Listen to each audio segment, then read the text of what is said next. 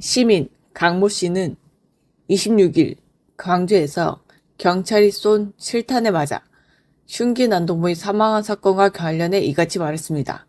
그는 만약 경찰관이 실탄을 사용하지 않았으면 어떤 상황이 벌어졌을지 모른다며 그동안 경찰의 공권력이 범죄자 인권과 반대로 지나치게 약해진 것 같다고 강조했습니다. 이번 사건을 두고 다수의 시민은 경찰관의 대응에 공감하는 분위기였습니다.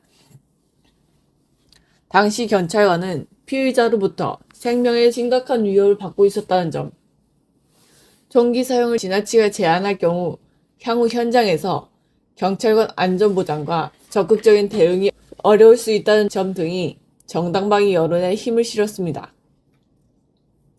광주경찰청 등에 따르면 이날 오전 3시 10분쯤 광주 동구 금남로 사가역 교차리 인근 골목에서 광주 동부경찰서 금남지구대 소속 A경감이 B씨가 휘두른 흉기에 2차를 찔렸습니다. A경감은 B씨를 제압하는 과정에서 총기를 사용했고 실탄에 맞은 B씨는 대학병원에 이송되었으나 오전 4시쯤 사망하였습니다. A경감도 목 주변과 얼굴을 심하게 다쳐 응급수술을 받았습니다. 당시 A경감은 동료 순경 1명과 함께 여성 2명이 귀가 중 신원 불성의 남성에게 쫓기고 있다는 내용의 112 신고를 받고 출동하였습니다.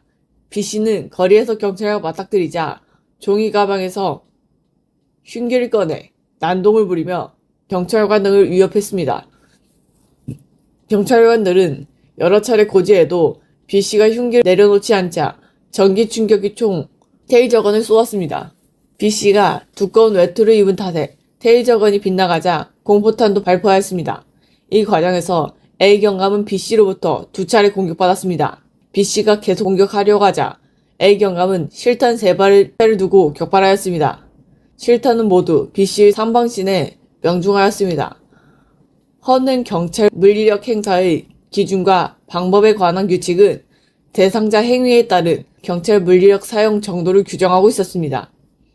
대상자가 경찰관이나 제3자에 대해 보일 수 있는 행위는 위의 정도에 따라 수능, 소극적 저항, 적극적 저항, 폭력적 공격, 치명적 공격 등 5단계로 구별됩니다.